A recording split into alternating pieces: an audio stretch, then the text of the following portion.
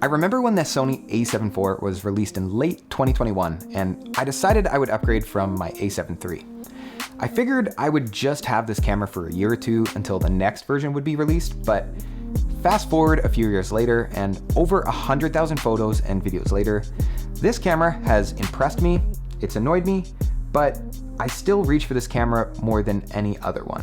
After a couple years of use, this camera has held up surprisingly well. There's definitely some wear marks all over the camera. I got this thing new, not used, so all of the wear and tear on this is mine. I'm very fortunate that this camera has not needed any repairs of any kind. The shutter's still working, all the flaps and dials are still working fine, nothing has broken off. And it feels like it's gonna hold up and continue to be that way. This thing's probably got at least a couple more years left in it. In terms of weather sealing, I haven't put this in really extreme conditions. I mean, I guess I live in Alberta where it gets to -40 and this has held up really well. I've taken it to Switzerland, to Nicaragua, India, the Philippines, like all over the world, but heat hasn't been an issue and neither has moisture. In the past, I've had humidity basically tell my cameras not to turn on. I haven't had that issue with the A7 IV. In case you were wondering, the shutter count on this camera is about 125,000. And if I knew how many videos I've taken with this, I would tell you that too, but I don't think there's any way of knowing. Real quick, let's talk some of my shooting experience with the A7 IV. The first thing I noticed when grabbing the A7 IV for the first time is it's a little bit smaller than some of your other mirrorless cameras. Maybe not smaller, but it's kind of in the medium size range. I would say Canon is on the larger size of body, and I don't know who would be on the smaller end, but the grip on this camera isn't huge, but it's also not small. I feel like I have medium to maybe small size hands, and the grip feels a little small for me, and trying to get my fingers in between here can sometimes be a challenge depending on what lens I'm working with. I don't mind the size of this camera.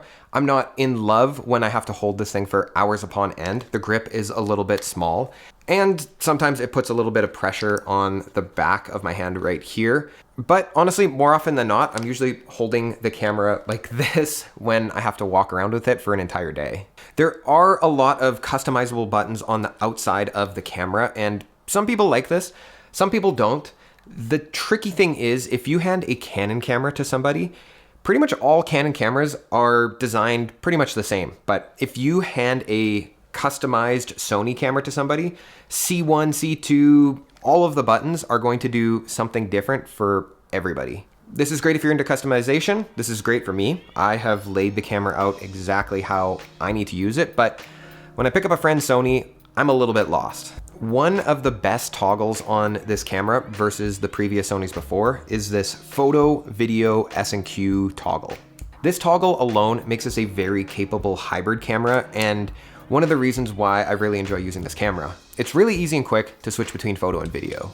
I actually use this in tandem with the memory slots 1, 2, and 3. I got custom settings for photo and custom settings for video, and it's really quick to switch between them. Sony menus, they could use improvement. We all know this.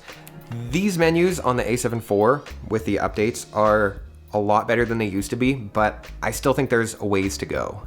Once you've set your camera up and dialed in all of the settings that you prefer, you barely have to go into the menus.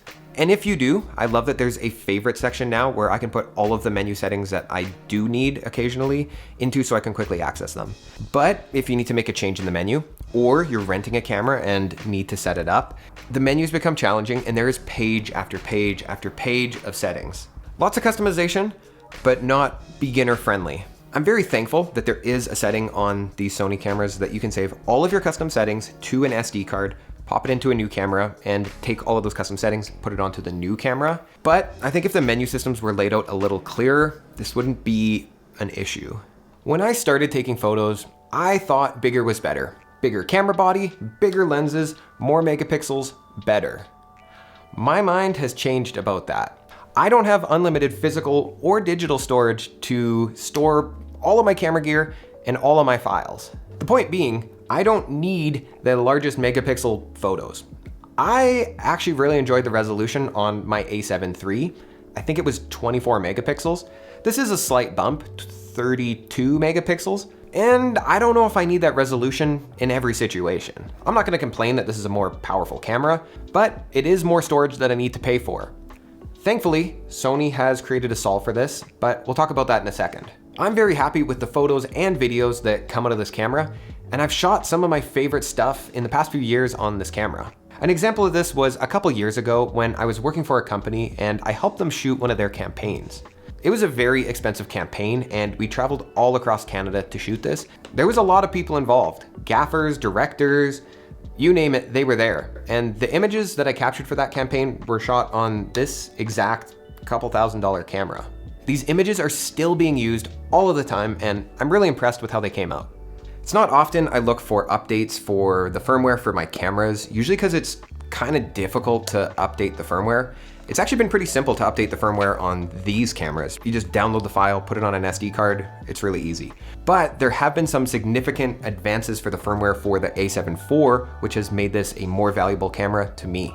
The two biggest ones have come in an update from the most recent firmware update. And one of those is the ability to change the size of your raw photos. This is a feature that Canon has had forever, and I've always wanted it for my Sony cameras. However, they just haven't done it until now. So we can now change the raw file type from compressed, lossless compressed, small, medium, large, and uncompressed. So we've got 5 options. Each of these is gonna give you a different size, resolution of your raw photos. This is great because I don't always need a 100 megapixel photo of my child, but if I'm shooting for a client, this is really handy. So now I can easily switch between these depending on which kind of project that I'm shooting. The other significant update is this monitor and control app. I first got it for my A7S III, which I'm filming this on right now, and it is a game changer. You can basically monitor what you're shooting to your phone, and there's very low latency.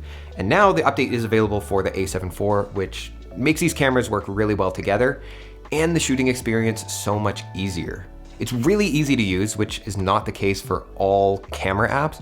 Basically, you just turn your camera on, open the app, press connect.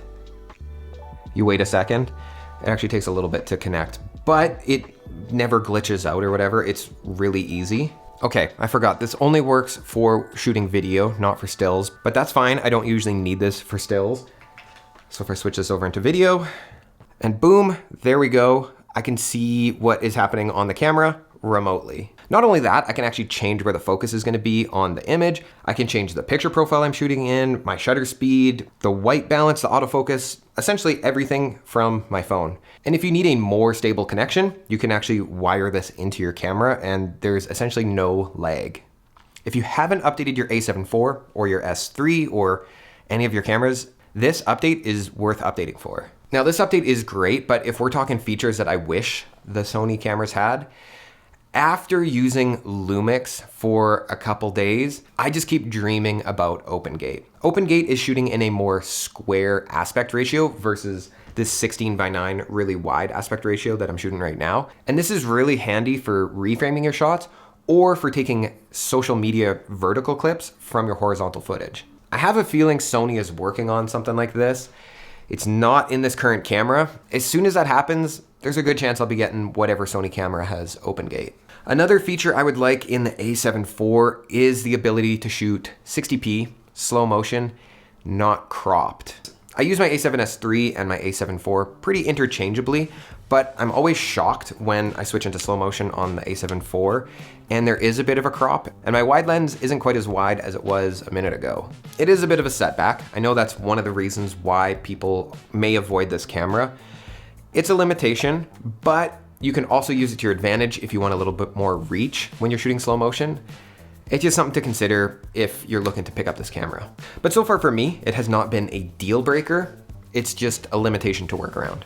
I really enjoy that all of Sony's EF/E lenses work between all of their cameras in their ecosystem. Whether you have a crop sensor APS-C camera or the top of the line cinema camera, the lenses are gonna work across all of them without an adapter. Now, if you do put a crop sensor lens on a full frame camera, you're gonna get a vignette. It's a look, but the lens is gonna fit. And I say this because this is not the case between all camera systems. Depending on what you're shooting, there's a lot of lens options for your Sony cameras. Sony has their own line of lenses and even their G Master lenses if you really want to ball out. But if you want to go cheaper, you can get some Viltrox, you can get some Tamron. There's probably some other companies, but there's a variety of lenses at different price points to match any type of user. At one point, all of my lenses were G Master 1.4 top of the line lenses, and I actually chose to downgrade my lenses to these Tamron lenses. Not all of them, but most of them, because they're a lot smaller and quite a bit cheaper. Now, there might be a bit of image quality difference. You'd have to watch Gerald Undone to find out, but having a smaller lens makes me want to take my lenses with me around more, and I end up shooting more. But I've been very happy with my Tamron lenses, especially for variable zoom lenses. I still have Sony Primes, don't worry. Surprise, I am not the most emotional human being, so I actually don't really have that much of an emotional connection with this camera, like I know some people may have with their cameras. I view this camera as a tool, and as long as it achieves the result that I'm looking for, I'm happy. Sometimes when I'm holding other cameras, whether it's their ergonomics or some of the specs that they have, or maybe what the experience looks like through the viewfinder, those cameras may cause me to have more of an emotional reaction, but I will say this camera has not given me that, and I just see this as a tool. I'm not opposed to switching from this camera. I don't see a reason to upgrade right now. This is meeting pretty much all of my needs, and I'm really happy with the images that this thing gives me. But I also love experimenting with new gear, so if you know a camera I should try out, let me know. There are some cameras that make me feel more inspired than the A7 IV. One of which, no surprise, is the Fuji X100 VI. I'm very thankful that I have this camera, and it's part of my kit, and it's got a specific time and place that I use this. I really enjoy it for travel. But this Fuji with its fixed lens definitely makes me see the world in a completely different way. When I'm shooting personal work, the Fuji's been a great option, but when I'm shooting commercial work, stuff that a client is going to use for something, I reach for my Sony cameras. I've found my pairing with my A7S III and my Sony A7 IV have been awesome. I use the A7S for more video-focused work, and the A7 IV for more photo-based work. Both of these cameras shoot great photos and videos, and if needed, I can use both of them for photo, both of them for video. And for me, both these cameras have been a great pair. At the end of the day, all of these cameras are just tools and each have their own place in my toolkit. Same with my phone, it's also got a place in the toolkit. Now, if it was late 2019 and I had to buy this camera again, would I? At the time, this was a pretty competitive camera body for the other options at the time for what it offered versus the cost. What did I pay for this? I can't find my receipt for this camera, but I see how much I paid for it. And if I were to sell this today, I would only lose a couple $100, which means that I've had this camera for the past couple years and only spent a couple $100 on it. If you were trying to decide between this camera and another similar camera, let's say the Canon R5, I think there's a few reasons why this camera sticks out. Versus the R5, this camera is cheaper, the stabilization is better, there is no overheating, my camera's never overheated, the lenses are lighter, even the first-party ones, but I also have access to third-party ones like Tamron, and in my case, the thing I like, the file sizes are even smaller. So in my mind, it's a no-brainer. I would choose this over the R5. Now, in 2025, would I recommend this camera for you? Yes, but it depends what you're doing with it. Sony has so many great cameras out right now. If you're shooting video, I would primarily lean towards a FX3, an FX30, an A7C II. But if you're leaning towards more video, I think this would be a good option. However, the A7 IV is also supposed to release later this year. So if you're patient enough, I would recommend waiting around for the A7 V. It's gonna be even better than this, hopefully open gate, and it's got that much better flippy screen that I really want. But if you're okay with gear that's not the latest and greatest and you need a solid hybrid camera, or maybe you're just looking for a backup camera, this camera is a solid option. I'm very happy with this camera. It's probably my most used camera ever. It's been around the world with me everywhere, and it has never failed me. My name's Davey. Thanks for sticking around to the end. I've got a whole bunch of other videos about cameras on my channel, and I think you'll enjoy those. We'll see you in the next one.